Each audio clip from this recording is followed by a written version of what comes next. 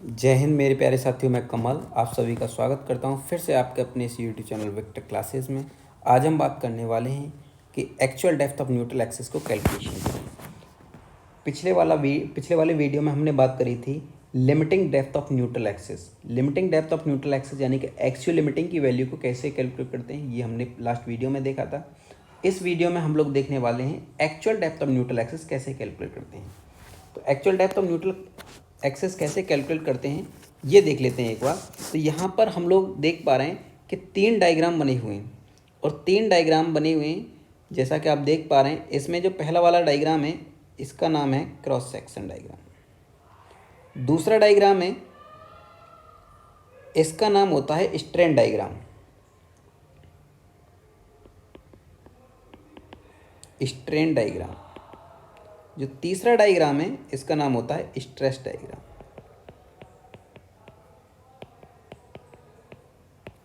Stress diagram. तो यहाँ पर आप 3 डायग्राम देख पा रहे हैं। तो जो क्रॉस सेक्शन है, क्रॉस सेक्शन की कुछ विड्थ होगी, यहाँ पर इनकी सबकी वैल्यू दे रखी है, वो वैल्यू लिख लेते हैं एक बार। यहाँ पर जो क्रॉस सेक्शन है इसकी कुछ विड्थ होगी, ये वाली विड्थ होगी। अब इस विड्थ ये जो विड्थ दे रखी है हमें, इसको हम लोग रिप्रेजेंट करते हैं बी से। और यहाँ पे ये जो डेप्थ दे रखी होगी इसकी कुछ, इसकी यहाँ पर ये डेप्थ दे रखी है और ये जो डेप्थ है हम लोग रिप्रेजेंट करते हैं इसको स्मॉल डी से, जिसको हम लोग बोलते हैं इफेक्टिव डेप्थ। इसमें 2 एक्सट्रीम फाइबर होते हैं। उससे पहले हम समझते हैं कि ये जो लाइन होती है क्रॉस सेक्शन के बीच में, इसको हम लोग नाम देते हैं न्यूट्रल एक्सिस। न्यूट्रल एक्सिस एक वो एक्सिस होती है जहाँ पर ना कोई कॉम्प्रेशन होता है और ना ही कोई टेंशन होता है, उसको हम लोग न्यूट्रल एक्सिस बोलते हैं। न्यूट्रल एक्सिस से ऊपर वाले पोर्शन को हम लोग नाम देते हैं कॉम्प्रेशन साइड और नीचे वाला जो पोर्शन है उसको हम लोग नाम देते हैं टेंशन साइड। अब यहाँ पर ये आप बार देख पा रहे हैं, यहाँ पर ये 4 बार दे रखे हैं, 1 2 3 और ये 4, ये बार दे रखे हैं जिनको हम लोग बोलते हैं AST यानी कि एरिया ऑफ स्टील। अब बात आती है स्ट्रेन डायग्राम की। स्ट्रेन डायग्राम में 2 फाइबर होते हैं और वो भी एक्सट्रीम फाइबर होते हैं। ये एक्सट्रीम फाइबर, एक एक्सट्रीम फाइबर ये है और एक एक्सट्रीम फाइबर ये है। अब ये जो एक्सट्रीम फाइबर है ये कंप्रेशन साइड में है और ये एक्सट्रीम फाइबर है ये टेंशन साइड में है। अब जो ये कंप्रेशन साइड में एक्सट्रीम फाइबर होता है इसकी वैल्यू होती है 0.0035 और इसकी वैल्यू होती है 0.002। और अगर हम बात करें एक्सट्रीम फाइबर की टेंशन साइड में, इसकी वैल्यू होती है हमारे पास 0.87 FY अपॉन में ES प्लस 0.002। अब हम बात करते हैं कि इसमें अब बात आती है स्ट्रेस डायग्राम की। स्ट्रेस डायग्राम में जो एक्सट्रीम फाइबर होता है कंप्रेशन साइड में, उसकी वैल्यू होती है 0.45 FC के। और जो टेंशन साइड में एक्सट्रीम फाइबर होता है इस पर वैल्यू दे रखी होती है स्ट्रेस की 0.87 FY। तो ये कुछ वैल्यू इस टाइप से दे रखी होती हैं। अगर मैं बात करूं यहाँ पर, ये डेप्थ आप देख पा रहे हैं, ये वाली डेप्थ, ये जो डेप्थ है इस डेप्थ को हम लोग नाम देते हैं रिप्रेजेंट करते हैं बेसिकली एक्स यू से। एक्स यू का मतलब होता है actual depth of neutral axis, और इसी को हमें कैलकुलेट करना है, एक्स यू को ही। अब आप एक बात बताइए मुझे कि जब ये वैल्यू जो दे रखी है, ये जो हाइट है, इसको हम लोग नाम दे रहे हैं एक्स यू, और ये जो है, ये जो डेप्थ है, ये है डेप्थ डी। जब इस डी में से ये एक्स यू माइनस करेंगे तो हमें क्या मिलेगा भाई? जब डी में से एक्स यू माइनस करेंगे तो ये वाली डेप्थ बचेगी हमारे पास, बेसिकली ये वाली डेप्थ बचेगी, है ना। और ये वाली जो डेप्थ होगी, इस डेप्थ को हम लोग क्या नाम देंगे? D minus x U. और ये कहाँ से आई है? टोटल डी में से हमने एक्स यू को माइनस कर दिया है। जब टोटल डी में से, टोटल डी यानी कि अभी हमारे पास स्मॉल डी है, स्मॉल डी की बात कर रहे हैं हम, कैपिटल डी की बात नहीं कर रहे। तो स्मॉल डी में से यानी कि इफेक्टिव डेप्थ में से actual depth of neutral axis minus करेंगे तो डी माइनस एक्स यू हमारे पास मिलेगा। तो ये वैल्यू आप देख पा रहे हैं। अब हमें कैलकुलेट करना है बेसिकली यहाँ पर एक्स यू, तो हमें एक्स यू के ऊपर बात करनी है। जब हम एक्स यू की बात करेंगे तो इनकी कुछ नेमिंग कर देते हैं इस तरीके से। इसको हम लोग नाम देते हैं पॉइंट को ए, इस पॉइंट को नाम दे देते हैं बी, और इस पॉइंट को नाम दे देते हैं सी।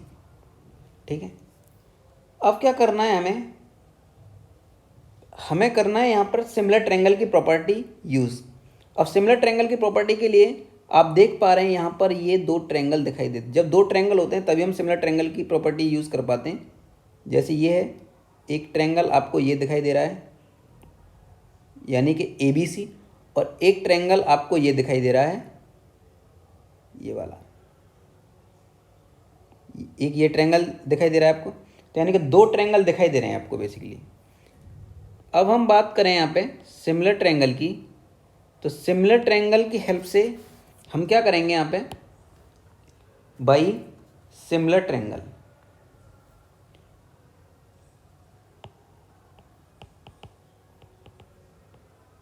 By similar triangle. अब सिमिलर ट्रायंगल की हेल्प से हम लोग बात करते हैं। तो सिमिलर ट्रायंगल क्या होता है? बेस अपॉन हाइट एक तरीके से, है ना। और बेस क्या है यहाँ पर? 0.0035। अपॉन में हाइट क्या है? टोटल हाइट यानी कि ए सी। अब ये इक्वल किसके होगा? 0.002 अपॉन में बी सी। अब हम क्या करते हैं यहाँ पे? नेक्स्ट अगर मैं बात करूँ यहाँ पर हम लोग क्रॉस मल्टीप्लाई कर लेते हैं, सिंपल। यानी इस वैल्यू को पहुँचाएंगे नीचे और इस नीचे वाली वैल्यू को पहुँचाएंगे ऊपर, इसको पहुँचाएंगे ऊपर।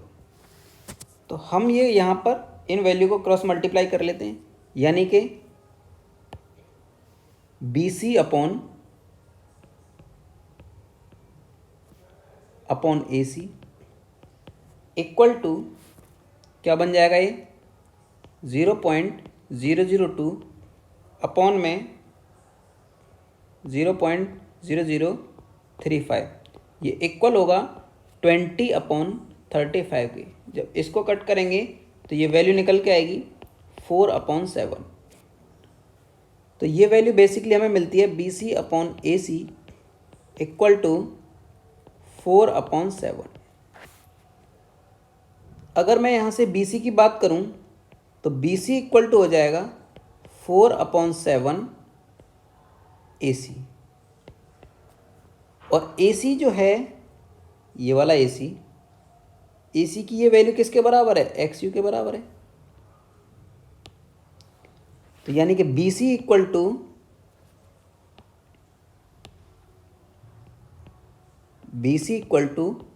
4/7 एक्स यू, ये वाली वैल्यू मिलती है हमें। ये वैल्यू मिलती है बी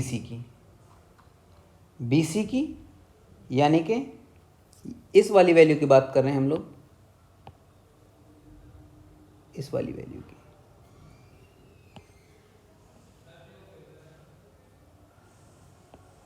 ये वाली वैल्यू कितनी है हमारी 4/7 XU।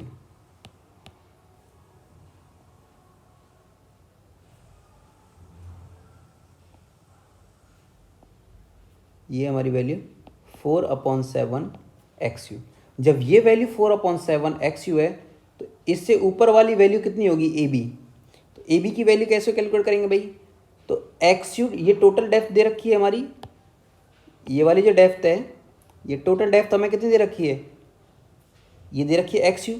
जब XU में से ये वाली वैल्यू माइनस करेंगे यानी कि 4/7 XU, तो ये वैल्यू कितनी मिलेगी हमें 3/7 XU।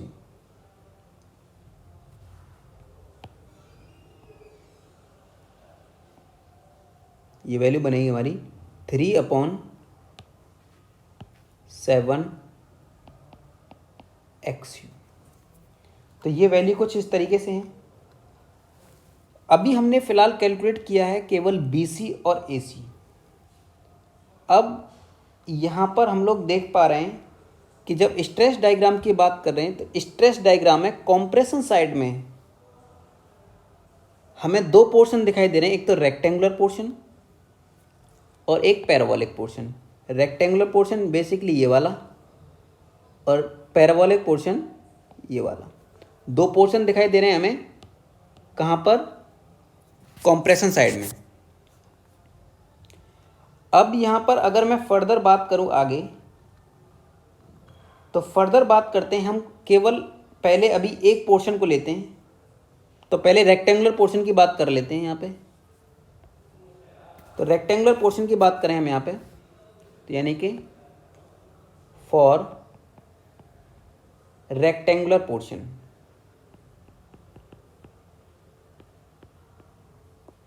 Rectangular portion, rectangular portion कुछ इस तरीके से दे रखा है ये वाला। अब ये जो रेक्टेंगुलर पोर्शन दे रखा है आपका ये वाला, इस पर कुछ फोर्स लग रहा होगा, कुछ फोर्स लग रहा है ना।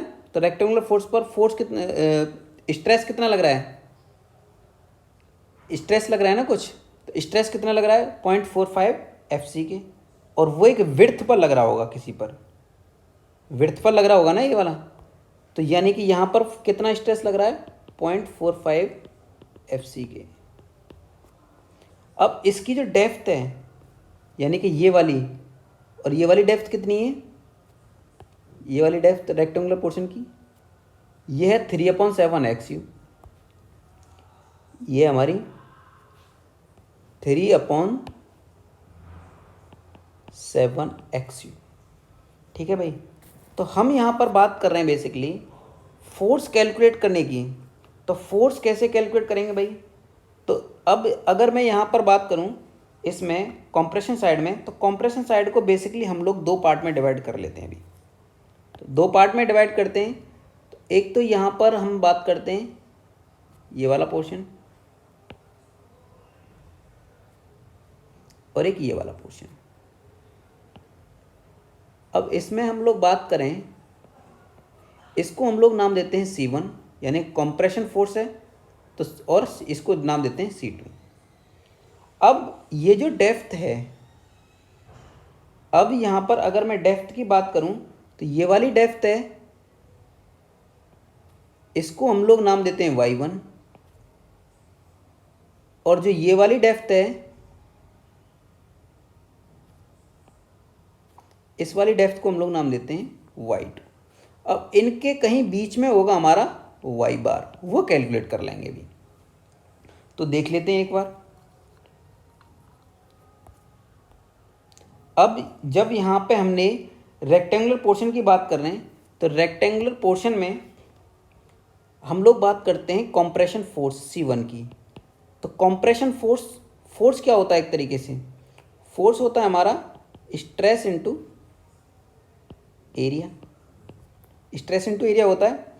तो स्ट्रेस की बात करूं तो F जो है वो फोर्स है, तो यानी कि C1 भी हमारा एक फोर्स है, हम लोग C1 फोर्स को कह रहे हैं ना।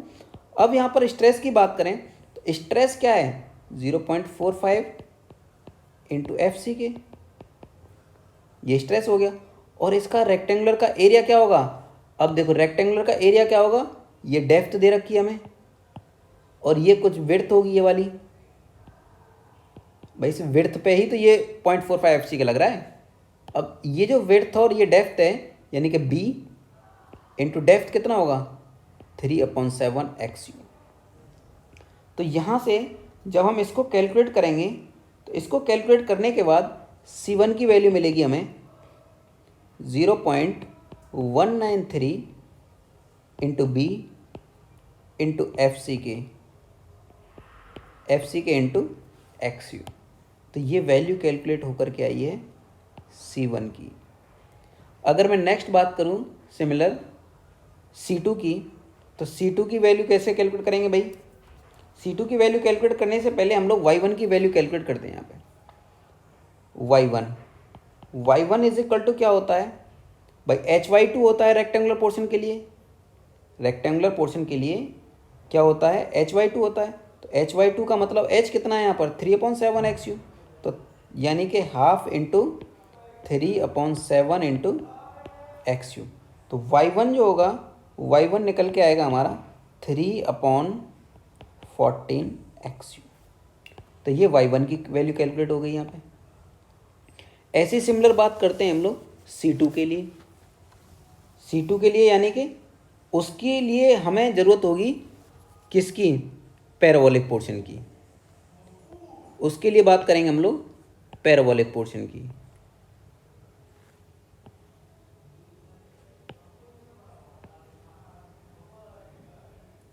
अब पैराबोलिक पोर्शन की बात करें हम, for parabolic portion, for parabolic portion. अब देखिए, अगर पैराबोलिक पोर्शन की बात करें तो हम लोग बात करेंगे बेसिकली, ये पोर्शन हम लोगों को दिखाई दे रहा है वहाँ पे। अगर मैं यहाँ पर बात करूँ तो ये वाला पोर्शन आपको पैराबोलिक पोर्शन दिखाई दे रहा है। अब इस पैराबोलिक पोर्शन में अगर हम बात करें तो इस पर जो स्ट्रेस लग रहा है, वो स्ट्रेस कितना लग रहा है 0.45 एफ सी के। और ये जो डेप्थ है, ये डेप्थ दे रखी है वहाँ पर हमें, ये देखिए ये डेप्थ कितनी दे रखी है 4/7 एक्स यू, 4/7 एक्स यू, ये वाली डेप्थ दे रखी है।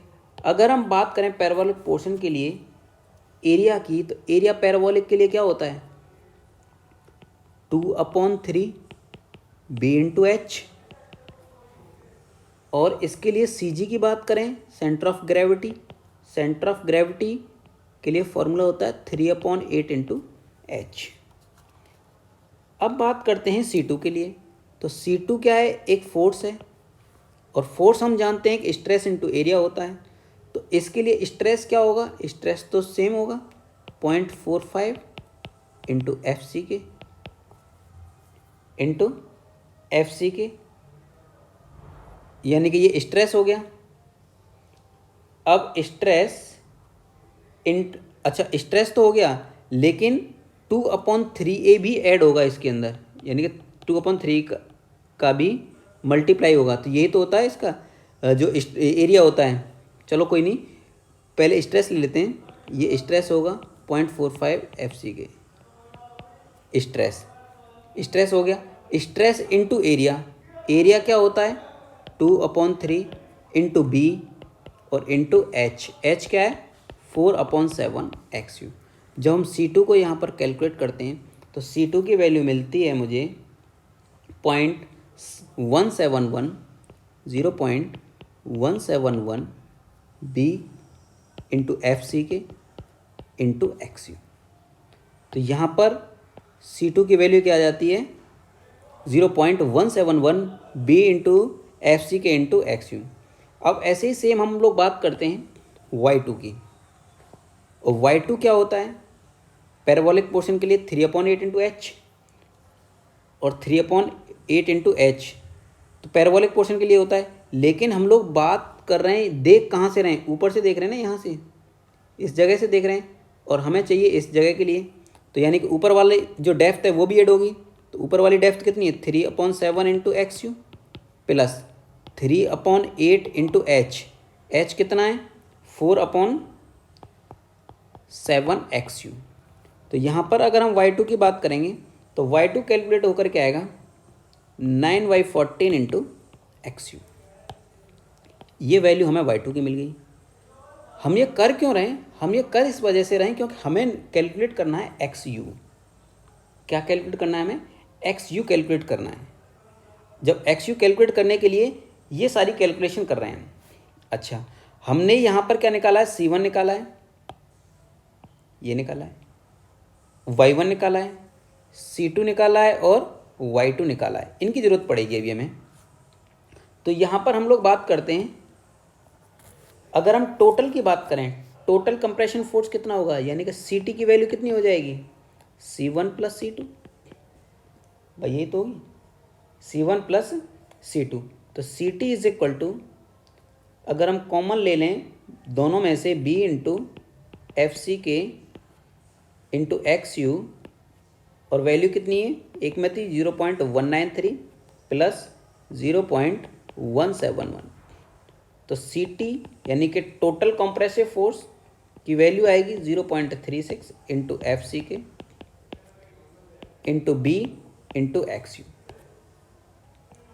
ये हमारा टोटल कंप्रेसिव फोर्स हो गया भाई। अब बात करते हैं Y बार की। तो Y बार की अगर हम बात करेंगे यहाँ पे, तो Y बार के लिए फॉर्मूला होता है हमारे पास। Y बार की बात क्यों कर रहे हैं? क्योंकि ये जो Y1 और Y2 दे रखे हैं ना, इनके बीच में कहीं Y बार होगा ना, तो वही कैलकुलेट कर रहे हैं।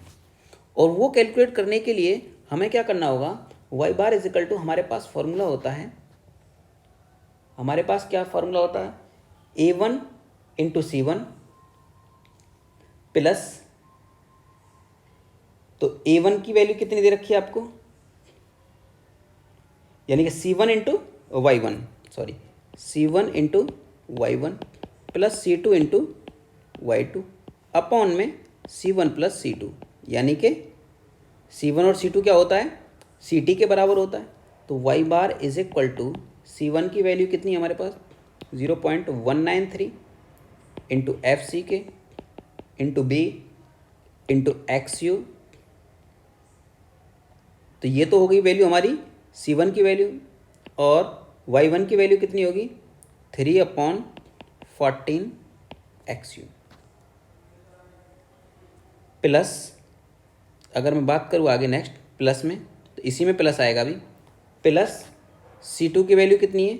0.171 into FC K into B into XU into 9/14 into XU। ये value C1 Y1 plus C2 Y2 की होगी, अपॉन में C1 प्लस C2 यानी कि CT की वैल्यू कितनी है हमारे पास? 0.36 into FC K into B into XU। जब हम इस वैल्यू को कैलकुलेट करेंगे तो कैलकुलेट करने पर ये वैल्यू हमारी आएगी Y बार। तो Y बार की वैल्यू जो कैलकुलेट होकर के आई थी, बेसिकली ये 0.42 XU मिलती है हमें, 0.42 XU। और 0.42 XU का मतलब है कि ये वैल्यू Y बार की वैल्यू Y1 और Y2 के बीच में होगी, और Y1 और Y2 के बीच में वैल्यू आ रही है हमारी 0.42 XU। और 0.42 XU जो होता है वो 3/7 XU के बराबर होता है, क्योंकि 3/7 XU, 3 को जब हम 7 से डिवाइड करेंगे तो ये वैल्यू हमें कितनी मिलती है? 0.42 XU मिलती है। इसी वजह से जो Y बार की वैल्यू होती है, Y बार की वैल्यू भी हमें इस पॉइंट पर मिलती है। ठीक है, चलिए अब नेक्स्ट देख लेते हैं। Y बार की वैल्यू भी मिल गई हमें। अब नेक्स्ट अगर हम बात करें, यहाँ पे नेक्स्ट बात करते हैं टेंसाइल फोर्स की। देखो अभी हमने बात करी थी कॉम्प्रेसिव फोर्स की, अब हम बात करते हैं टेंसाइल फोर्स की। तो टेंसाइल फोर्स को हम लोग T से रिप्रेजेंट करते हैं, कॉम्प्रेसिव फोर्स को C से रिप्रेजेंट करते हैं। तो टेंसाइल फोर्स जो होता है, तो एक तरीके से फोर्स है। फोर्स क्या होता है? Stress into area. तो स्ट्रेस अगर हम टेंशन साइड में देखें तो स्ट्रेस कितना है हमारे पास यहाँ पे? ये वाला स्ट्रेस कितना है? 0.87 इंटू FI, 0.87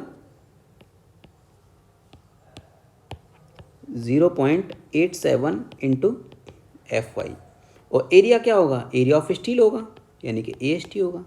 तो T की वैल्यू हमारी ये आ जाएगी, T is equal to 0.87 into Fy into AST। तो यहाँ पर हमने वैल्यू कैलकुलेट कर ली, किस किस की वैल्यू, T की और C की वैल्यू आ गई फिलहाल हमारे पास, यानी कि टोटल कंप्रेसिव फोर्स और टोटल टेंसाइल फोर्स हमने कैलकुलेट कर लिया। अब हम क्या कर रहे हैं, अब हम कैलकुलेट करने जा रहे हैं XU की वैल्यू। XU की वैल्यू कैलकुलेट करने के लिए हम बात कर रहे हैं, यानी कि for calculating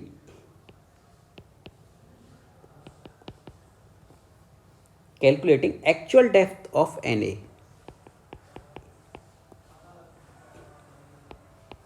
actual depth of NA मतलब न्यूट्रल एक्सिस, यानी कि XU की वैल्यू कैलकुलेट करने जा रहे हैं अब हम लोग। XU की वैल्यू जब कैलकुलेट करने जा रहे हैं तो हम लोग क्या करेंगे, C is equal to T, यानी कि compressive force is equal to tensile force. और कॉम्प्रेसिव फोर्स की जो वैल्यू आई हमारे पास, वो वैल्यू है 0.36 into FC K into B into XU equal to 0.87 into Fy into AST। जब यहाँ से XU की वैल्यू कैलकुलेट करेंगे तो XU की वैल्यू आएगी हमारे पास, XU is equal to 0.87 into Fy into AST upon में 0.36 into FC K into B। ये वैल्यू हमारी XU की वैल्यू आ गई। यही वैल्यू हमें बेसिकली कैलकुलेट करनी थी। अब हम नेक्स्ट बात करते हैं, इसमें नेक्स्ट बात करते हैं मोमेंट ऑफ रेजिस्टेंस की। अब मोमेंट ऑफ रेजिस्टेंस की बात करते हैं तो उसके लिए कैलकुलेशन की बात करते हैं। कैलकुलेशन यानी कि कैलकुलेट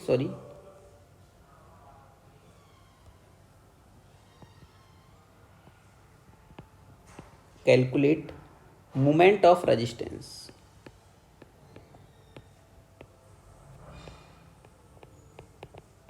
मोमेंट ऑफ रेजिस्टेंस, तो मोमेंट ऑफ रेजिस्टेंस MU से रिप्रेजेंट करते हैं basically. MU is equal to होता है मोमेंट क्या होता है, force into perpendicular distance. Moment होता है फोर्स इनटू परपेंडिकुलर डिस्टेंस।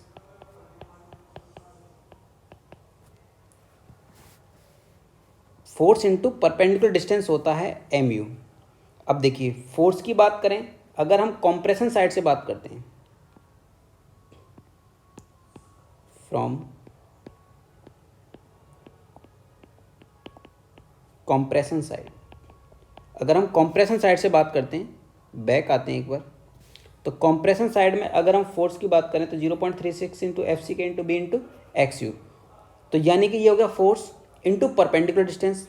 अच्छा, परपेंडिकुलर डिस्टेंस क्या होगा, बात ये आती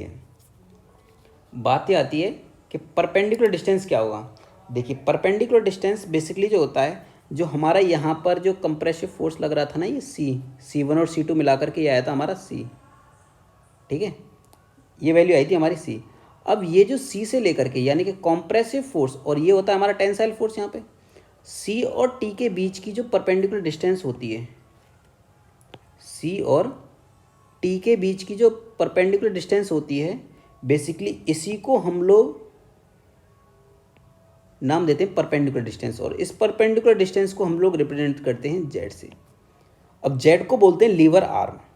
अब लीवर आर्म की जो डिस्टेंस है वो कितनी होगी, बेसिकली डिस्टेंस क्या होगी, इस D में से हम लोग माइनस कर देंगे कितना, 3/7 XU, और 3/7 XU का मतलब है कि 0.42 XU, तो यानी कि D माइनस 0.42 XU, ये वैल्यू माइनस कर देंगे इसमें से, तो ये होती है Z की वैल्यू। अब हम बात करते हैं यहाँ पे कंप्रेशन साइड से, अगर हम बात करें तो कंप्रेशन साइड से ये वैल्यू निकल करके आएगी हमारी MU is equal to, force की वैल्यू है कंप्रेशन साइड में 0.36 into F C K into B into X U, और परपेंडिकुलर डिस्टेंस कितना है, d माइनस 0.42 एक्स यू। ये वैल्यू निकल करके आएगी हमारी एम यू की कंप्रेशन साइड से। अगर हम टेंशन साइड की बात करें, यानी कि फ्रॉम टेंशन साइड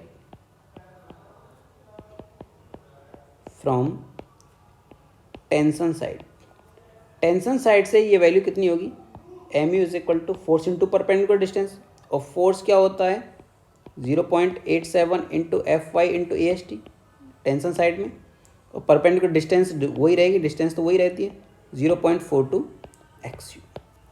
ये वैल्यू कैलकुलेट होकर के आएगी टेंशन साइड से। तो हमने मोमेंट ऑफ रेजिस्टेंस भी कैलकुलेट कर लिया।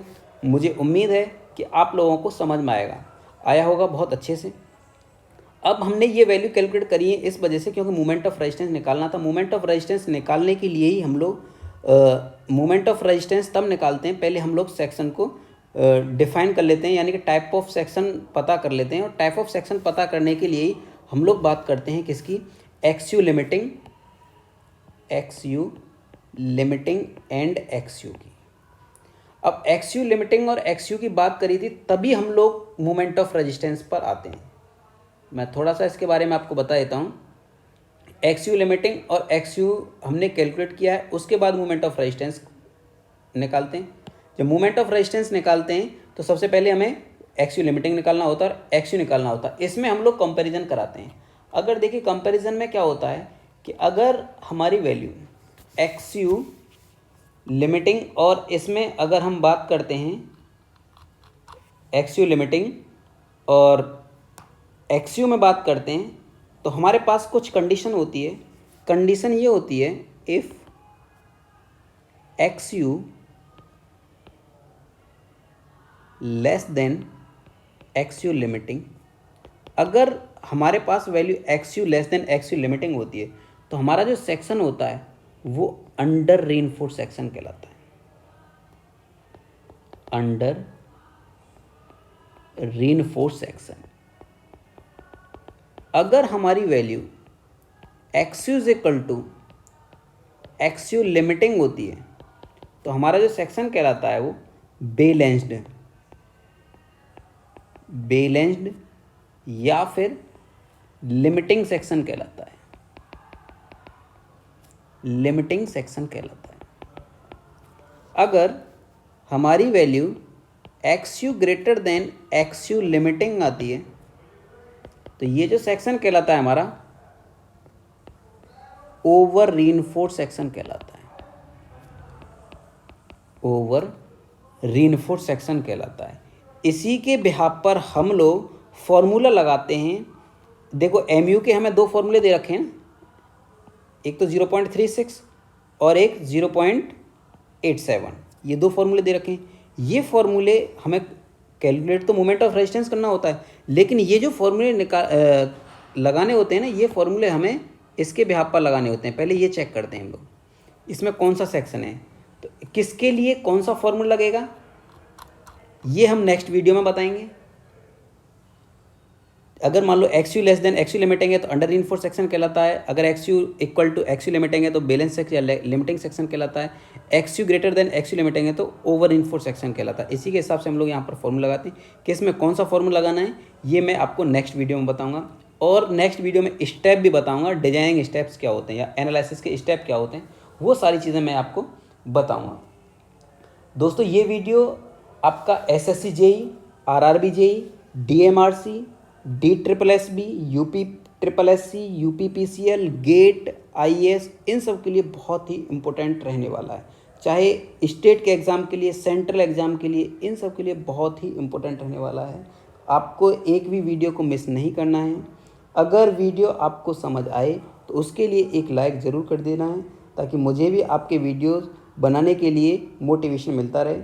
अपने दोस्तों को फेसबुक, इंस्टाग्राम, व्हाट्सएप के ज़रिए ज़रूर शेयर करते रहिएगा, जिससे और भी स्टूडेंट्स को फ़ायदा मिल सके इन वीडियोज़ का। मिलते हैं नेक्स्ट वीडियो में।